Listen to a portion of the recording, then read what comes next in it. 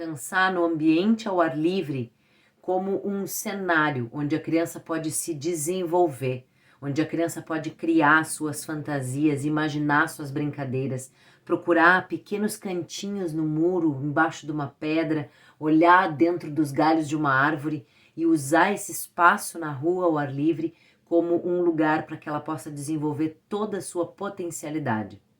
Que o tamanho desse espaço não seja um limitador, mas sim que ele seja aproveitado com tudo o que ele pode oferecer, pois são os elementos que compõem esse espaço que despertam o desejo na criança de estar ali e brincar.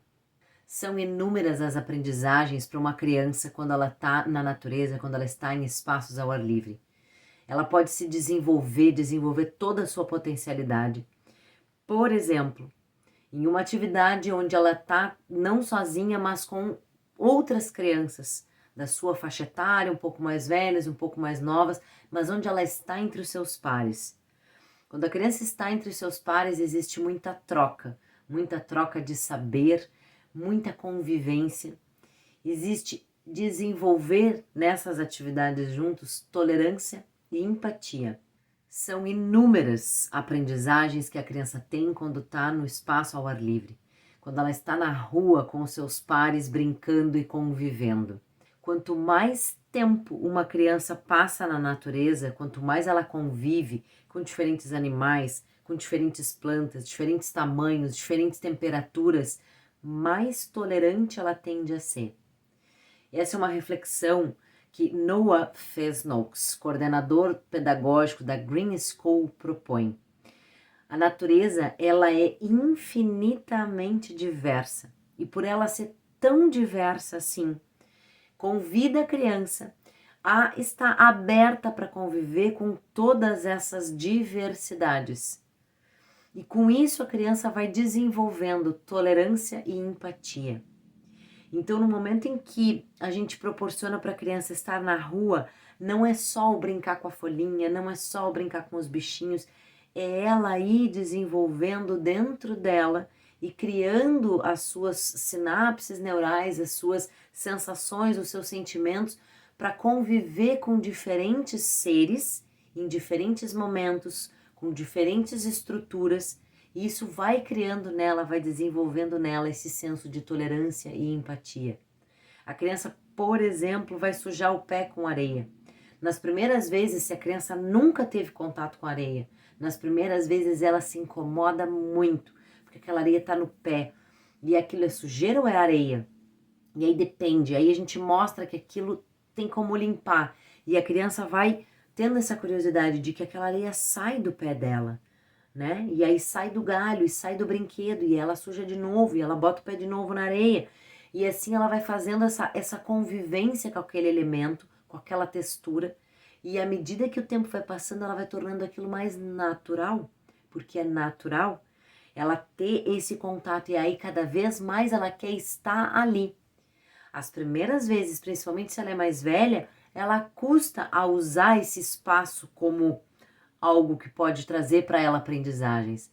Mas à medida que ela vai se tornando parte daquilo, e vai se sensibilizando e vai se emaranhando com aquele lugar, com aquelas folhas, com aquelas flores, com aquele galho, com aquela areia, com o sol que bate e aí faz calor, à medida que ela vai convivendo com isso tudo, ela vai transformando isso como parte de si e ela parte daquilo. E com isso as potencialidades para a criança se desenvolver como um ser humano consciente, sensibilizado com a natureza, são inúmeras. Então, além de desenvolver essa tolerância e essa empatia, a criança, quando está na natureza, principalmente com os seus pares, ela consegue conviver muito, fazer troca de muitos saberes. Entre esses saberes, o raciocínio lógico-matemático pode ser desenvolvido. Por exemplo, no momento em que a criança observa a sua sombra, e essa foi uma atividade que nós fizemos numa turma, todos da mesma idade, mas alguns com diferentes tamanhos. Nós convidamos para que eles observassem o tamanho da sua sombra. E aí eles foram observar os tamanhos das suas sombras, e entre eles foram concluindo e marcando, inclusive a marcação no chão, eles que escolheram, E aí pega um galho, pega uma pedrinha, pega uma folha e foram marcando no chão a sombra de cada um. Alguém tem que marcar a sua sombra, a sombra do colega. Não consegue marcar a sua própria sombra. Precisa de alguém para marcar. Então, entre eles, na troca entre os pares, eles vão achando essas soluções e vão criando juntos essas soluções. Vão aprendendo como fazer isso, e um ajuda o outro e um troca com o outro.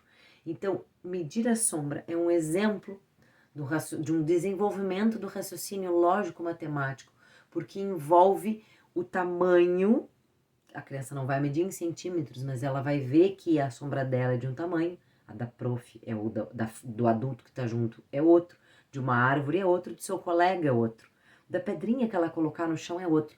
E isso ela está comparando diferentes sombras. Ela está observando que o sol está lá em cima, ela sabe, mas aquilo projeta uma sombra e de diferentes tamanhos. Então ela compara, ela mede, aí ela vai medir com as mãos, ela vai medir com os próprios pés, ela vai medir com galhos, e aí vai do que a criança vai querer usar para medir.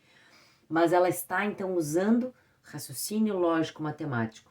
O raciocínio lógico-matemático está sendo desenvolvido na criança no momento em que ela observa mudanças que vêm dos fenômenos da natureza, como, por exemplo, o gelo derreter, o chão secar com o calor do sol, o vento forte levar as folhas das árvores que estão no chão, o tecido que seca no sol e demora mais para secar na sombra, o movimento da sombra das árvores no decorrer do dia.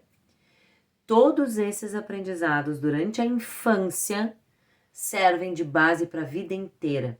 O cérebro se desenvolve nessa fase da vida e desenvolve esse raciocínio lógico, matemático todo na infância, e isso vai fazer parte ao longo da vida. Essa diversidade de vivências vai proporcionar para que a criança construa o seu raciocínio lógico, matemático. Parece simples, parece que não, mas é pura matemática, porque estamos medindo, comparando, observando as distâncias, então vendo distâncias, vendo velocidade, força, o quanto esses elementos todos têm para ensinar para a criança e as transformações que esses elementos todos vão passando ensinam para ela. O gelo é uma água que a gente consegue pegar. A água na mão da criança em grande quantidade não vai parar, simplesmente algumas gotas. E ela vai fazendo essas conexões todas com tudo que ela está observando. Então são relações, são transformações, são mudanças que vão acontecendo e vão ajudando a construir o raciocínio lógico-matemático. Essa troca de saberes entre as crianças também aconteceu num outro momento, numa outra escola, e aí vem junto outras aprendizagens, outros desenvolvimentos. Então a criança vai saber fazer troca de saber, ouvir o outro, dar a sua opinião e fazer com que o outro ouça a sua opinião, construir coisas, criar alguma coisa, imaginar. E aí eu estava com uma escola que eu atendo aqui em Porto Alegre, fomos para um sítio e um pequeno grupo de crianças mais velhas, daqueles que a gente diz que são os formandos, já que estão no último ano da educação infantil, decidiram então começar a construir uma cabana, né? Então as crianças com 5 e 6 anos decidiram que iam construir uma cabana, uma oquinha, em torno de uma bergamoteira. Acho que era uma bergamoteira ou uma laranjeira, um cítrico que tinha naquele lugar. E os adultos ficaram acompanhando, porque eram várias crianças em vários lugares, e nesse grupo tinham alguns adultos observando o que as crianças iam fazer. E elas foram fazer a sua história, foram fazer a sua engenhoca. E começaram a coletar bambu, galhos, alguns troncos de árvore caído, e foram fazendo essa coleta e foram juntando materiais, meninos e meninas. De vez em quando algumas crianças mais novas se juntavam, mas o tempo de permanência delas era um pouco menor. E os adultos apenas observando e, né, caso precisassem de alguma ajuda ou estivessem indo em algum lugar que não daria, ou cuidando, né, para pegar algum galho que tivesse muita formiga. Isso a gente notou que eles estavam observando e sendo cuidadosos, mas os adultos também estavam ajudando nesse sentido. De resto era com eles. O galho está muito pesado, eles se dividiam em 3, 4 às vezes para pegar um galho bem pesado. Ou muito comprido, que estava difícil de arrastar, também chamavam outros e assim eles foram construindo. E aí eles iam observando que se os galhos eram muito, os troncos eram muito pesados, no que apoiava nesse cítrico, nessa arvoreta, ela tendia a inclinar e derrubava os outros. Se eles apoiavam em alguns outros galhos, né, os galhos estavam apoiados assim, se eles apoiavam em cima, esses galhos poderiam correr o risco de quebrar e cair da cabeça de quem estivesse ali. E essas conclusões eles iam chegando entre eles, sozinhos, e eles iam argumentando uns com os outros. E aí foram inclinando tudo isso e montando tudo isso, e aí chegou um momento em que alguns desse grupo acharam que já estava boa a cabana. Resolveram entrar para ver, né, a árvore no meio e essas madeiras todas no entorno da árvore. Resolveram entrar para ver. E aí, lá de dentro, observaram como ficou o teto, disseram que estava muito bom, que já estava construída aquela oca, aquela cabana, e que podia ser a oca da bruxa da natureza. Outros disseram que era a fada da natureza, e assim eles foram. E esse grupo seleto de crianças decidiu que a brincadeira já tinha acabado e foram fazer outras coisas. Um outro grupo permaneceu ali dentro, observando e curtindo um pouco mais. Enquanto outro grupo achava que a cabana tinha que ser completamente fechada. Eles começaram a buscar folhas grandes e folhas secas para colocar no entorno desses bambus e desses galhos, para começar a fechar essa oca e deixá-la mais escurinha. Aí esse grupo que tinha ficado, que estava lá dentro, achou que não era por aí, tentaram argumentar, mas também já estavam cansados da brincadeira e resolveram ir embora.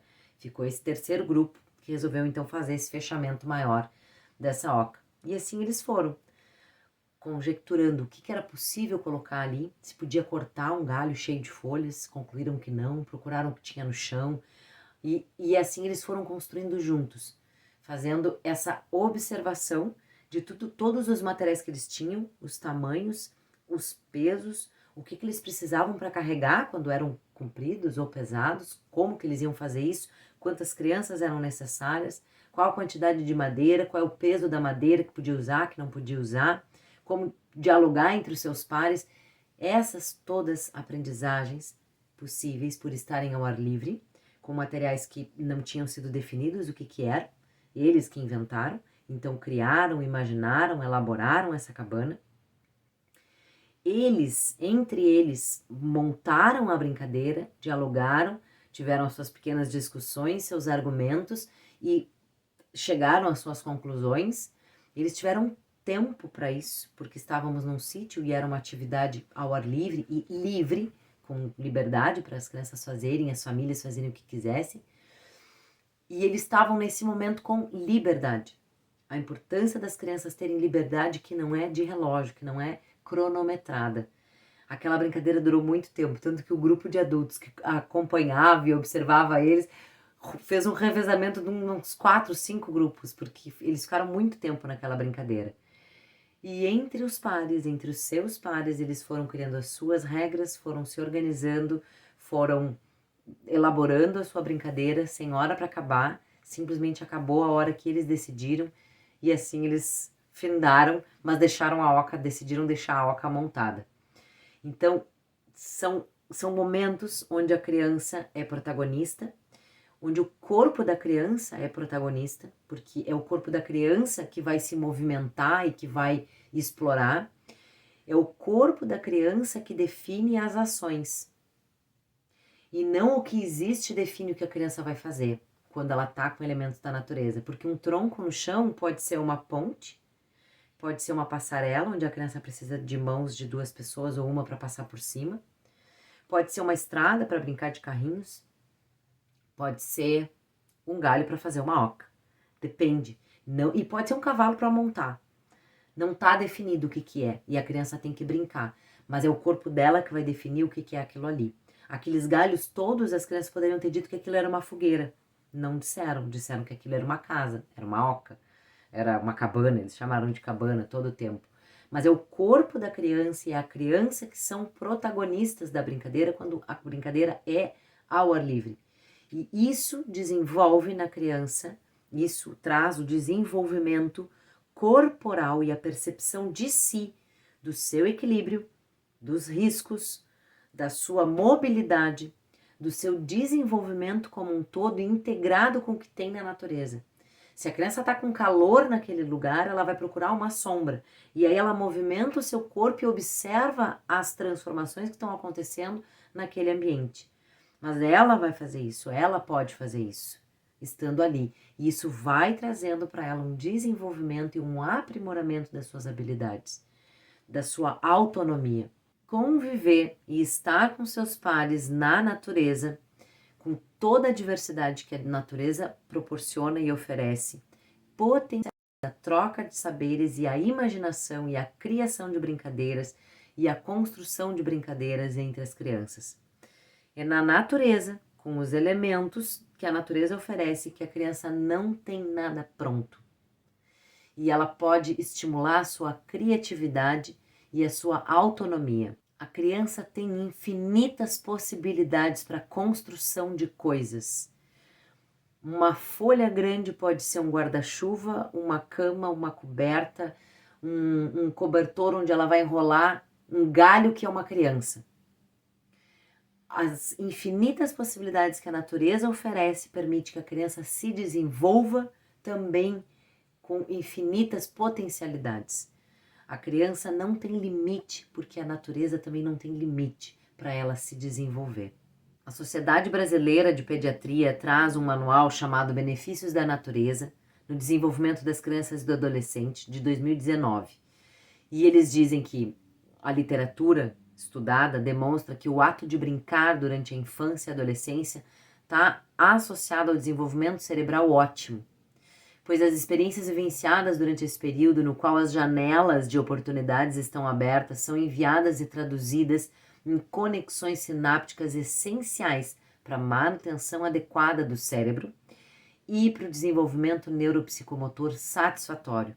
Como resultado, as crianças e adolescentes terão melhorias nas funções executivas, linguagem, habilidades matemáticas, integração sensorial, capacidade de pensar criativamente e de realizar multitarefas, contribuindo para a formação de adultos saudáveis com potencial cerebral plenamente desenvolvido. Crianças de 7 a 9 anos que brincam de forma fisicamente ativa, e a natureza é um espaço privilegiado para isso, apresentam melhor capacidade cognitiva e de focar a atenção, assim como diminuição dos transtornos de sono, por exemplo. Então, eles vão trazendo essas abordagens dentro desse manual que vale muito a pena consultar e trazendo as comparações com diferentes estudos, a partir de diferentes estudos, comparações com crianças que brincam muito com telas e brincam mais com brincadeiras ao ar livre, ou crianças que brincam com materiais muito prontos ou somente materiais prontos e materiais que requerem que a criança elabore, não só da natureza, mas que a criança elabore o brincar ou o brinquedo, porque aquilo não tem uma forma definida. A diferença no desenvolvimento das crianças é gritante, porque as crianças têm muito mais segurança em si, elas se sentem mais seguras porque elas percebem que elas podem fazer coisas, que elas podem construir, que elas podem montar e que elas têm autonomia para isso e capacidade para isso. Então, essa falta de brinquedos não prontos deixa na criança lacunas, deixa na criança faltando possibilidades, faltando capacidade para ela se desenvolver, para que ela possa, eles chamam de um estresse tóxico e transtornos comportamentais, porque a criança não se sente capaz, ela não se vê como capaz, ela não se vê como um ser que pode sim criar alguma coisa, criar uma brincadeira, tomar uma iniciativa, porque está tudo sempre pronto à mão.